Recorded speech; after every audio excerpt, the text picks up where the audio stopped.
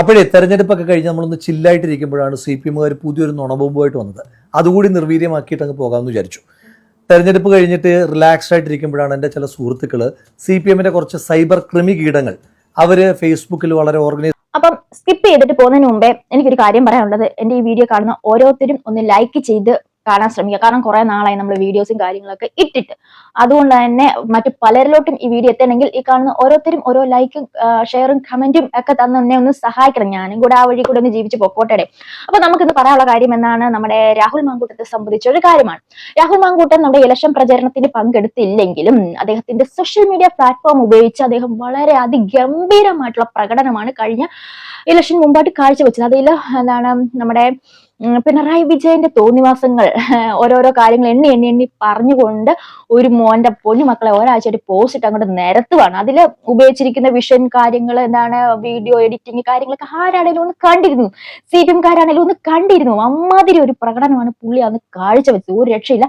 അത് 2 മില്യൺ അല്ല, 40 ലക്ഷം അല്ല, അതിൽ മുകളിൽ ആൾക്കാരാണ് ഓരോ വീഡിയോയും വാച്ച് ചെയ്തത്. അതിൽ റിയാക്ഷൻ ആണെങ്കിൽ വേറെ.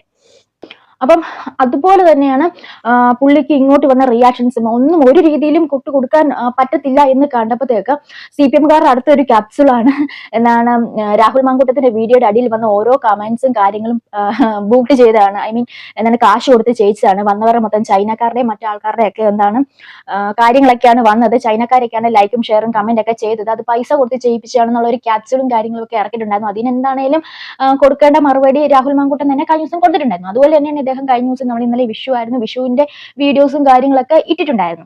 എനിക്ക് എപ്പോഴും രാഹുൽ മാങ്കൂട്ടൻ ഒരു അത്ഭുതമായിട്ട് തോന്നിയിട്ടുണ്ട്. കാരണം എന്താ വെച്ചാൽ, ഒരു ജനപ്രതിനിധി എന്നതിനുപരി അദ്ദേഹത്തിന്റെ എന്താണ് സോഷ്യൽ മീഡിയ അദ്ദേഹം കൈകാര്യം ചെയ്യുന്ന രീതി, അദ്ദേഹം അതെ, പിന്നെ നമ്മുടെ എന്താണ് ഉമ്മൻചാണ്ടിയുടെ മകൻ ചാണ്ടി ഉമ്മനും അതെ സോഷ്യൽ മീഡിയ കൈകാര്യം ചെയ്യുന്ന ഒരു ജെൻസ്, നമുക്ക് നമ്മുടെ പൾസ് അറിയുന്ന രീതിക്ക് തോന്നിയിട്ടുണ്ടായിരുന്നു. VT സതീശന്റെയും അങ്ങനെ തന്നെയാട്ടോ. നല്ല രീതിക്കാണ് അവരുടെ സോഷ്യൽ മീഡിയ പേജുകളൊക്കെ കൈകാര്യം ചെയ്യുന്നത്. അടിപൊളിയായിട്ടുണ്ടായിരുന്നു. അപ്പം നമ്മൾ പറഞ്ഞു വന്നു വെച്ചിട്ടുണ്ടെങ്കിൽ, ഇവരുടെ ഈ ക്യാപ്സ്യൂള്, CPM-കാർ ഇറക്കിയ ക്യാപ്സ്യൂൾ അത് വേണ്ടത്തെ രീതിയിൽ എന്താണ് ഫലപ്രാപ്തി കിട്ടിയില്ല എന്ന് വേണം പറയാൻ. അത് അണ്ണാക്കി കൊടുക്കുന്ന മറുപടി പോലെ തന്നെ അദ്ദേഹം കൊടുക്കുന്നുണ്ടായിരുന്നു. പലരുടെയും അങ്ങനെ കുറെ ആൾക്കാർ ഇതെടുത്ത് റിയാക്ട് ചെയ്യുന്ന കണ്ടിട്ടുണ്ടായിരുന്നു. എന്നാണ് രാഹുൽ മാങ്കൂട്ടം പറഞ്ഞ ആ ഒരു ലൈക്കും ഷെയറും ഒക്കെ പോയിട്ടുള്ളത് അങ്ങ് തായ്ലാന്റിലും അങ്ങ് വിദേശത്തു നിന്നൊക്കെ നിന്നാണ് അങ്ങനെ ഒക്കെ പറഞ്ഞിട്ടുണ്ടായിരുന്നു. ചൈന അവിടെ നിന്നൊക്കെ ഇറക്കുമതിയാണെന്ന് പറഞ്ഞിട്ടുണ്ടായിരുന്നു. അപ്പോൾ അങ്ങനെ കുറെ വീഡിയോകൾ ഇറങ്ങി. അതുമല്ല മെയിൻ സ്ട്രീം ചാനലുകൾ തന്നെ അത് എന്താണ് അങ്ങനെ പബ്ലിഷ് ചെയ്തിട്ടുണ്ടായിരുന്നു. അതൊരു ഫേക്ക് ന്യൂസ് ആണെന്ന് അറിഞ്ഞപ്പോഴത്തേക്ക് ആ ചാനലുകാരൊക്കെ ബുദ്ധിയോടെ ആലോചിച്ച് പോകുന്നത്. ഏഷ്യാനെറ്റ് അടക്കം റിമൂവ് ചെയ്തു. ഇപ്പം എന്താണ്, ന്യൂസ് 18-ഉം കൈരളിയും മാത്രമാണ് ആ ഒരു ന്യൂസുമായിട്ട് ഇങ്ങനെ പോകുന്നത്. കൈരളി എന്താണെങ്കിലും ആ ന്യൂസ് ഇടും. കാരണം അറിയാലോ, കൈരളി അവർക്ക് ഇട്ടേ പറ്റുള്ളൂ. ന്യൂസ് 18 ഇതുവരെ പിൻവലിച്ചിട്ടില്ല. അപ്പം അങ്ങനെ ഒരു സാഹചര്യത്തിൽ ഒന്നുമില്ല, ഈ നമ്മൾ ഉത്തരം മുട്ടുമ്പോൾ കൊഞ്ഞനം കുത്തുവെന്ന് പറയത്തില്ല, ആ ഒരു ഇതാണ് എനിക്ക് തോന്നിയിട്ടുള്ളത്. അപ്പൊ ഏക്കായാലും ഇദ്ദേഹം അതിന് കൊടുത്തൊരു മറുപടി ഉണ്ട്, അതൊന്ന് കേട്ടു നോക്കാം. അപ്പോഴേ തെരഞ്ഞെടുപ്പൊക്കെ കഴിഞ്ഞ് നമ്മളൊന്ന് ചില്ലായിട്ടിരിക്കുമ്പോഴാണ് CPM-കാർ പുതിയൊരു നുണബോംബുമായിട്ട് വന്നത്. അതുകൂടി നിർവീര്യമാക്കിയിട്ട് അങ്ങ് പോകാമെന്ന് വിചാരിച്ചു. തെരഞ്ഞെടുപ്പ് കഴിഞ്ഞിട്ട് റിലാക്സ്ഡ് ആയിട്ടിരിക്കുമ്പോഴാണ് എൻ്റെ ചില സുഹൃത്തുക്കൾ CPM-ന്റെ കുറച്ച് സൈബർ ക്രിമി കീടങ്ങൾ അവർ ഫേസ്ബുക്കിൽ വളരെ ഓർഗനൈസ്ഡ് ആയിട്ടുള്ള ഒരു പ്രചരണം നടത്തുന്നതായിട്ട് എൻ്റെ ശ്രദ്ധയിൽപ്പെടുത്തിയത്. എന്താ സംഭവം എന്ന് വെച്ച് കഴിഞ്ഞാൽ, തെരഞ്ഞെടുപ്പുമായിട്ട് ബന്ധപ്പെട്ട് നമ്മൾ ചെയ്ത വീഡിയോസ്, ആ വീഡിയോസിന് കിട്ടിയ മില്യൺ കണക്കിന് വ്യൂവർഷിപ്പും അതുപോലെ ലക്ഷക്കണക്കിന് റിയാക്ഷൻസും ഒക്കെ നമ്മൾ പൈസ കൊടുത്ത് വാങ്ങിയതാണ്. അത് തായ്ലൻഡിൽ നിന്നും ചൈനയിൽ നിന്നും ഒക്കെ വന്ന ലൈക്കുകളാണ്. നമുക്ക് അവിടെയും പിടിയുണ്ടെന്നൊക്കെ പറഞ്ഞിട്ടാണ് റിയാക്ഷൻസ്. അവരുടെ ഒരു തരം മോങ്ങലാണ്. അതുകൊണ്ട് ഞാൻ ആദ്യം മൈൻഡാക്കാൻ ഉദ്ദേശിച്ചില്ല. സാധാരണ ക്രിമികീടങ്ങൾക്ക് മറുപടി കൊടുക്കാറില്ല. അങ്ങനെ ഇരിക്കുമ്പോഴാണ് ഇന്നലെ വൈകുന്നേരം ഒരു 4 മണിക്ക് ശേഷം മലയാളത്തിലെ മുഖ്യധാര മാധ്യമ സ്ഥാപനങ്ങളെല്ലാം ഓൺലൈൻ പ്ലാറ്റ്ഫോമിൽ ഇത് വാർത്തയായിട്ട് വന്നു. എല്ലാ ചാനലിലും കാണുമല്ലോ ഈ നുഴഞ്ഞു കയറി ഏതെങ്കിലും ഈ സൈബർ ക്രിമികീടം അവർ ചെയ്ത പണിയായിരിക്കാം. ബോധ്യപ്പെട്ട ചാനലുകളെല്ലാം വാർത്ത പിൻവലിച്ചു. ഇപ്പോഴും ആ വാർത്ത കിടക്കുന്നത് ഒന്ന് കൈരളിയിലും പിന്നെ കൈരളി പ്രോമാക്സ് ആയ ന്യൂസ് മലയാളത്തിലുമാണ്. കൈരളി വരുന്നില്ല, സത്യമായതുകൊണ്ട് മറുപടി പറയേണ്ട കാര്യമില്ല. ഈ ന്യൂസ് മലയാളത്തിന്റെ പ്രത്യേകത പറയാം, ഇത്തരത്തിൽ കൃത്രിമമായിട്ട് വ്യൂവർഷിപ്പ് ഉണ്ട് ഈ യൂട്യൂബിൽ എന്നതിന്റെ പേരിൽ യൂട്യൂബ് 2 ദിവസം ബാൻ ചെയ്ത ചാനലാണ് ഈ മാധ്യമ സ്ഥാപനം. അപ്പോൾ അതുകൊണ്ട് അവർക്ക് ഇതിനെ പറ്റിയൊക്കെ പറയാൻ നല്ല യോഗ്യതയുണ്ട്. അതൊക്കെ പോട്ടെ. അപ്പം നമ്മൾ തെരഞ്ഞെടുപ്പിന്റെ തൊട്ട് തലേദിവസം, മറക്കരുത് നാളെ വോട്ട് ചെയ്യാൻ പോകുമ്പോൾ, ഇക്കഴിഞ്ഞ 10 വർഷം എന്ന് പറഞ്ഞിട്ട് പിണറായി വിജയൻ സർക്കാരിന്റെ 10 വർഷത്തെ ദുരിത ജീവിതത്തെ പറ്റി ഓർമ്മപ്പെടുത്തിയ വീഡിയോ, അതിനകത്താണ് ഈ തായ്ലൻഡിൽ നിന്നും ചൈനയിൽ നിന്നൊക്കെ ആളുകൾ വന്നതെന്നാണ് ഇവർ അവകാശപ്പെടുന്നത്. നമുക്കൊന്ന് നോക്കാം. 1,38,000 റിയാക്ഷൻസ് ലൈക്കായും കെയറായും ഹാർട്ടായും അതുപോലെ ലാഫിംഗ് ഇമോജിയായിട്ടും ഒക്കെ വന്നിട്ടുള്ളൊരു പോസ്റ്റാണ്. ആ പോസ്റ്റിനകത്ത് ലൈക്കിന്റെ പാർട്ട് നമ്മൾ എടുത്ത് നോക്കുമ്പോൾ വളരെ സ്വാഭാവികമാണ്, തെറ്റിദ്ധരിക്കരുത്. ഞാൻ ഈ CPM-മാരെ പോലെ ലൈക്ക് ഉണ്ടല്ലേ, അവരുടെ നുണബോംബിനെ നിർവീര്യമാക്കാൻ വേണ്ടി ഡീറ്റെയിൽസ് പറയുന്നേ ഉള്ളൂ. ലൈക്കിന്റെ പാർട്ടിൽ കുഴപ്പമില്ല, അതിന്റെ ലവ് റിയാക്ഷന്റെ പാർട്ടിൽ കുഴപ്പമില്ല, ലാഫിംഗ് റിയാക്ഷന്റെ പാർട്ടിലും വലിയ കുഴപ്പമൊന്നുമില്ല. CPM-കാരുടെ കുറച്ച് ഫേക്ക് ഐഡീസ് ഉണ്ട്, അതുപോലെ സാരില്ല. പക്ഷേ കെയറിലേക്ക് വരുമ്പോൾ മാത്രമുണ്ടല്ലോ, കുറച്ചധികം കെയറേട്ടന്മാർ തായ്ലൻഡിൽ നിന്നും ചൈനയിൽ നിന്നൊക്കെ വന്നിട്ടുണ്ട്. ഹൊസ്റൈന, വാലി ഗേബെ, പിന്നെ റുസ്താം സബോ, ഫെലിക്സ് ജീൻ, റാമൻ റേസ്. ആരാ ഇവരൊക്കെ എനിക്കും അറിയില്ല. അപ്പോൾ ഞാൻ നോക്കുമ്പോൾ നോട്ടിഫിക്കേഷൻസ് എടുത്ത് നോക്കുമ്പോൾ ഏതാണ്ട് ഒരേ സമയത്താണ് ഈ റിയാക്ഷൻസ് എല്ലാം വന്നത്. അപ്പോൾ ഒരു സംശയം തോന്നിയിട്ട് ഞാൻ തൊട്ട് താഴത്തെ പോസ്റ്റ് നോക്കി. അതിനകത്ത് റിയാക്ഷൻസ് ഒക്കെ നോക്കുമ്പോൾ ഇവരവിടെ ഇല്ല. അതിന് തൊട്ട് താഴത്തെ പോസ്റ്റ് നോക്കി ശ്രീമതി ശോഭാ സുരേന്ദ്രൻ പണം കൊടുത്തുമായിട്ട് ബന്ധപ്പെട്ട പോസ്റ്റ്, അവിടെയും ഈ ചങ്ങാതിമാരില്ല. അതിന് താഴെ CPM സ്വർണ്ണം കെട്ടതിനെ പറ്റി എഴുതി പോസ്റ്റ് ഇട്ടു, ആ പോസ്റ്റിനകത്ത് ഈ ചങ്ങാതിമാരും വന്നില്ല.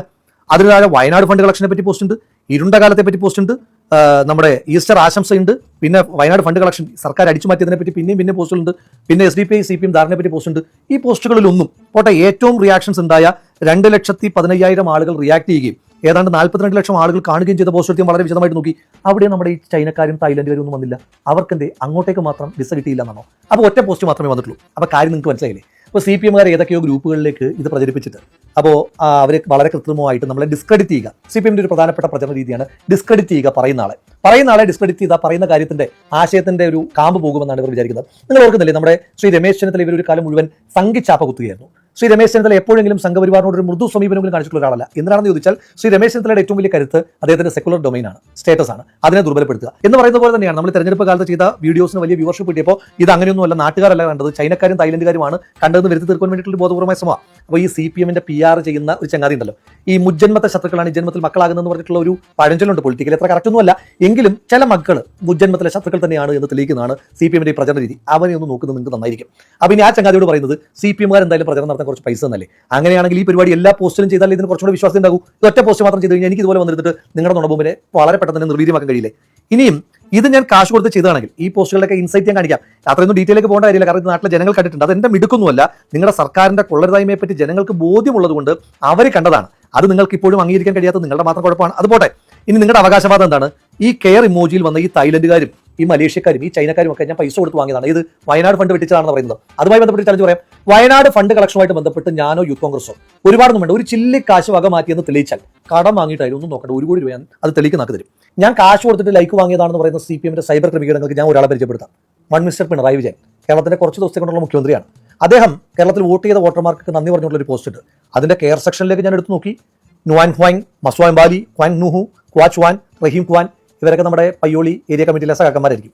പിന്നീട് മെഷാക് സമാറോ, റാൻ, നയിം ജി, സെൽസിക്കി, ഇവരൊക്കെ നമ്മുടെ മയിൽ സഹാക്കന്മാരായിരുന്നു. അപ്പൊ എന്താണേലും ഇത് അങ്ങനെ വന്നതല്ല, ഇത് എറർ, ടെക്നിക്കലി നമ്മുടെ എറർ സംഭവിച്ചിട്ട് വരുന്ന ഒരു കാര്യമാണ്. എന്നാലും അദ്ദേഹം പറഞ്ഞത് CPM ഒരു പക്ഷേ ചെയ്തായിരിക്കും, അല്ല ഇതങ്ങനെ ടെക്നിക്കലി വരും, ഫേസ്ബുക്ക് ആണെങ്കിൽ അങ്ങനെ വരും, കയറി വരുന്നതാണ്.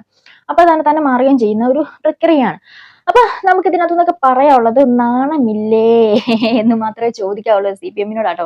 കാരണം നിങ്ങൾ കാണിച്ച കൊള്ളരുതായ്മ, 10 വർഷത്തെ പിണറായി വിജയ സർക്കാർ കാണിച്ച കൊള്ളരായ്മ എടുത്തു വെച്ചിട്ട് ഓരോന്നും എണ്ണി ഊന്നി പറഞ്ഞ ഒരു വീഡിയോ ആയിരുന്നു അത്. അപ്പൊ അത് ജനങ്ങൾക്ക് അത്രയും ബോധ്യപ്പെട്ടിട്ടാണ് അവരത് റിയാക്ട് ചെയ്തത്. അപ്പൊ അതിനൊരു ക്യാപ്സ്യൂൾ, അത് ക്യാപ്സ്യൂൾ ഇറക്കുമ്പോൾ ഒരു സ്ട്രോങ് ആയിട്ടുള്ള ക്യാപ്സ്യൂളൊക്കെ ഇറക്കണ്ടേ? എന്തിനാണ് ഈ IAA നേഴ്സറി പിള്ളേർ പരിപാടി കാണിക്കുന്നത്? അപ്പൊ അതിനുള്ള മറുപടി എന്നാണ് ഇദ്ദേഹം തന്നെ കൊടുത്തുവല്ലോ. അപ്പൊ അതിനപ്പുറം എനിക്കൊന്നും പറയാനില്ല. അതൊക്കെ രാഹുൽ മങ്കൂട്ടത്തിന്റെ ഒരു സ്റ്റൈൽ, ആ ഒരു വേവ്, ആ രീതിയിലാണ് പുള്ളി കൊടുക്കാനുള്ളത്. എന്താണെങ്കിലും കൊടുക്കും, എങ്ങനെയാലും കൊടുക്കും. അപ്പം നമുക്ക് കൂടുതൽ ഇനി പറയേണ്ടൊന്നുമില്ലല്ലോ. അപ്പൊ അടുത്തൊരു വീഡിയോ വീണ്ടും കാണുന്നവരെ ശ്രദ്ധിക്കാം. ബൈ.